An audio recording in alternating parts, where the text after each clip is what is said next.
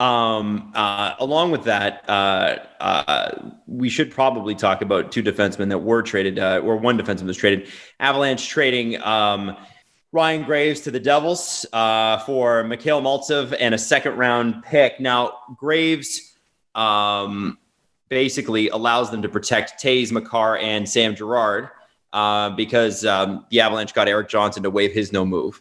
And, the thing with Graves is that Avs fans really like him and aren't particularly happy about having to lose him like that.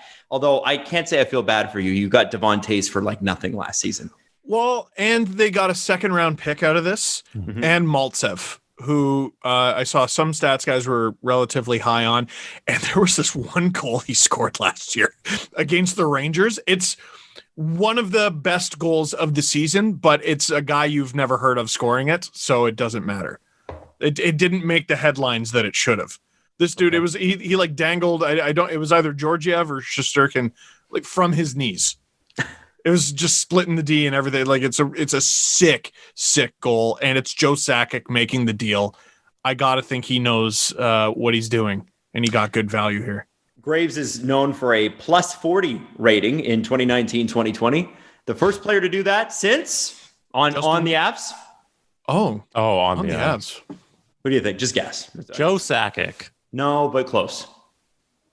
The other Joe Sakic of the Avs. Peter Forsberg? Yep, and Milan Hejduk. Milan Hejduk nice. as well. Yeah, so pretty cool, right? Does this mean PK Subban is going to the Seattle Kraken? I don't think so. Not at $9 million a year, but he will be. It's only 1 year. Yeah, that's the thing. You bring in PK for 1 year. You don't think that guy's going to be a great spokesperson for Seattle? There's no question about that. It's your first year ever. You bring in PK just to be on the mic. Like that's just your mic guy.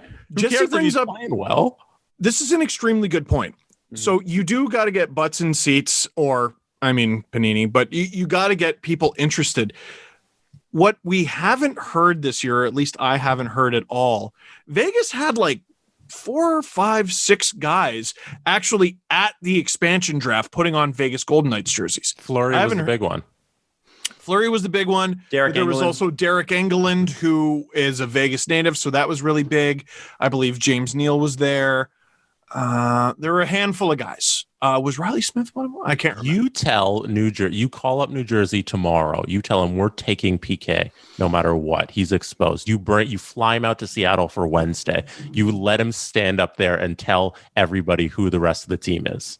I think Jersey would be thrilled to get $9 million off their cap. Well, or how about this? Let me just be clear about this. It has nothing to do with PK personally. I think the thing is he makes a $9 million hit. And you've heard us talking about the salaries we've been talking. Like Landeskog should get 7.5. PK's back has failed him. And it's a question of whether he's healthy. And if I am the Seattle Kraken, I don't take on that $9 million salary. I'm not going to help you. I can find someone else to talk. You said you said salary bonuses have already been paid? Yes, July 1st. All right, let me throw this out there. He makes $8 million this year. $6 million has already been paid. Seattle doesn't need to save money. They get the money. But I'm just saying you're talking about, the Devils would love to. I'm sure they would love to shed the cap, but there are cash poor teams. The Devils might be one of them who would please. I would gladly take. But they've already $2 million. But Steve, they already paid the bonus. That's the opposite of what you're thinking. They already paid. Oh yeah, you're right. Yeah. You're right. So, but a team like the Coyotes, perhaps. Yeah, that would make sense. You'll have an easier job convincing the Kraken of it. I wonder if you just call the Devils up and you go, listen, we don't have to do this, but we're going to. Give us something. Give us anything. Yeah, third round. That's not how you negotiate. If the Devils are smart, they'll say no. Listen, you want PK gone? It's a first and a third. Thank you very much. You want the cap thing, and that's what I would do. I think, and he's there 1 year. I think there's a guy. That's a guy who you bring into a young, fun team, and this will never happen. But a young, fun team with no money. Honestly, I think it's a wonderful idea. Young, fun team, no money, Ottawa Senators. Oh. So he can go play Montreal 6 times a year.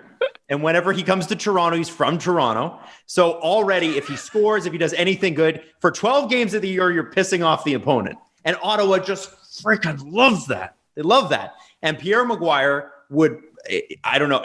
I don't even know what Pierre would even say when PK showed up. He would just freak out. There would be a half an hour long diatribe about what a monster Pierre Maguire, PK Subban is, where he played. I don't hate that idea.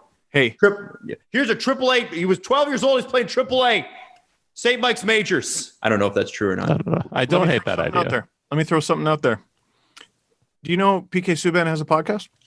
Yeah, it's fucking great too. You were on it, were you not? I was on it. Yeah. Hey, he didn't come on here, so what the hell? Yeah, that's right. What the hell, man?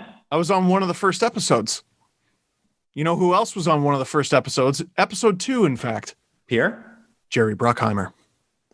Owner of the Seattle Kraken. Owner of the Seattle Kraken. There's some sleuthing.